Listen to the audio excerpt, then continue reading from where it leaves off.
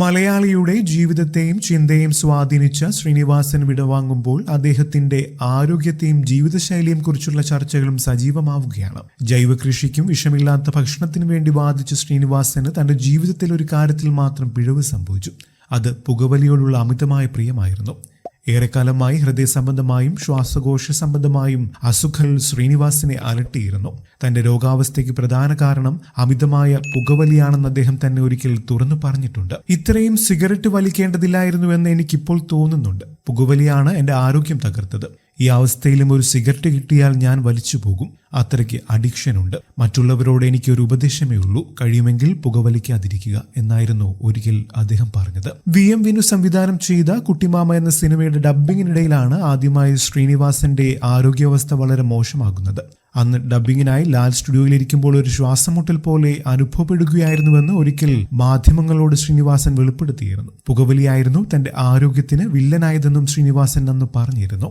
ശ്രീനിവാസന്റെ വാക്കുകൾ ഇങ്ങനെയാണ്: കുട്ടിമാമ ഡബ് ചെയ്യാൻ ഞാൻ ലാൽ സ്റ്റുഡിയോയിൽ പോയി. ഫസ്റ്റ് ഫ്ലോറിലായിരുന്നു. സംസാരിച്ചു കൊണ്ടിരിക്കുന്നതിനിടയിൽ പെട്ടെന്ന് ശ്വാസമുട്ടലുണ്ടാവുകയായിരുന്നു. പുകവലിയായിരുന്നു മെയിൻ പ്രശ്നം. അങ്ങനെയാണ് പല അസുഖങ്ങളും എനിക്കുണ്ടായത്. എഴുതുന്ന സമയത്ത് അഡിക്ഷനുള്ള സാധനം വിടാൻ പറ്റില്ല. അങ്ങനെ സംഭവിച്ചതാണ്. കൂടുതൽ പുകവലിക്കും. ഈ ശീലമുള്ള ആളുകൾക്കുള്ള കുഴപ്പം അതാണ്. ആഗ്രഹിച്ച പോലെ എഴുതാൻ പറ്റാതിരിക്കുമ്പോൾ ഭ്രാന്തി വരും. ആ നേരത്ത് ഇത് വലിച്ചു പോകും. ഇത് വലിച്ചാൽ മാത്രമേ എഴുതാൻ പറ്റൂ എന്നല്ല ഞാൻ പറയുന്നത്. ഇത് ശീലമുള്ളവർക്ക് അതാണ് പ്രശ്നം. ലാൽ സ്റ്റുഡിയോയിൽ വെച്ച് ശ്വാസം മുട്ടിയപ്പോൾ വിനു എന്നോട് പറഞ്ഞു, ആശുപത്രിയിൽ പോകാം. അതൊന്നും വേണ്ടെന്ന് ഞാൻ പറഞ്ഞു. കുഴപ്പമില്ല, ഇപ്പോൾ മാറും എന്ന് ഞാൻ പറഞ്ഞു. പക്ഷേ വിനുവും ചില സുഹൃത്തുക്കളും ചേർന്ന് എന്നെ എടുത്തുകൊണ്ട് പോയി കാറിൽ കയറ്റി. ആ കാറിനകത്ത് തിരക്ക് പിടിച്ച റോഡിലൂടെ പോകുന്ന കാഴ്ച മാത്രമേ എനിക്ക് ഓർമ്മയുള്ളൂ. പിന്നെ എനിക്ക് ബോധം വരുന്നത് 24 മണിക്കൂറിന് ശേഷമാണ്. മരണം കഴിഞ്ഞ പോലെയായിരുന്നു എനിക്ക്. CPR ഒക്കെ തന്നാണ് എന്റെ ജീവൻ തിരിച്ചു പിടിച്ചതെന്ന് പിന്നീട് പറഞ്ഞറിഞ്ഞു. ഒരു കാര്യം മനസ്സിലായി, മരിക്കാൻ പ്രത്യേകിച്ച് കഴിവൊന്നും വേണ്ട. ഏതു മണ്ടനും എത്ര വേഗം വേണമെങ്കിലും മരിക്കാം. ശ്രീനിവാസന്റെ വിരോധാഭാസങ്ങൾ നിറഞ്ഞ ജീവിതശൈലിയെക്കുറിച്ച് മകൻ ധ്യാൻ ശ്രീനിവാസന് മുൻപ് പ്രതികരിച്ചിട്ടുണ്ട്. അച്ഛൻ അലോപ്പതിക്കെതിരാണ്, മൈദയ്ക്കും പൊറോട്ടയ്ക്കും എതിരാണ്. എന്നാൽ ഇതിനൊക്കെ എതിരാണെങ്കിലും അദ്ദേഹം നന്നായി സിഗരറ്റ് വലിക്കും. അതിനു മാത്രം അദ്ദേഹം എതിരല്ല എന്നായിരുന്നു ധ്യാൻ പറഞ്ഞത്.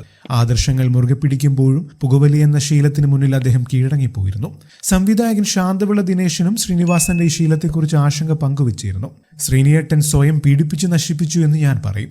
സിഗരറ്റ് വലിക്കരുതെന്ന് 100 തവണ ഞാൻ പറഞ്ഞിട്ടുണ്ട്. സ്ക്രിപ്റ്റ് വാങ്ങാൻ ചെല്ലുമ്പോൾ പുകയുടെ നടുവിലാണ് അദ്ദേഹം ഇരിക്കുന്നത്. ഒരു സിഗരറ്റിൽ നിന്നും അടുത്തത് കത്തിക്കും. ആരോട് വാശി തീർക്കുന്നത് പോലെയായിരുന്നു ആ വലി. എഴുത്തിന്റെ മാനസിക സമ്മർദ്ദം കുറയ്ക്കാനാണോ അദ്ദേഹം ഇങ്ങനെ ചെയ്തതെന്നറിയില്ല. ശാന്തവിള ദിനേശൻ ഓർക്കുന്നു. മികച്ച ഒരു ആയുരാരോഗ്യത്തിന് വേണ്ടി വാദിച്ച ഒരാൾക്ക് സ്വന്തം ആരോഗ്യത്തിന്റെ കാര്യത്തിൽ സംഭവിച്ച വീഴ്ച മലയാള സിനിമയ്ക്ക് വലിയൊരു നഷ്ടമാണ് വരുത്തി വെച്ചിരിക്കുന്നത്.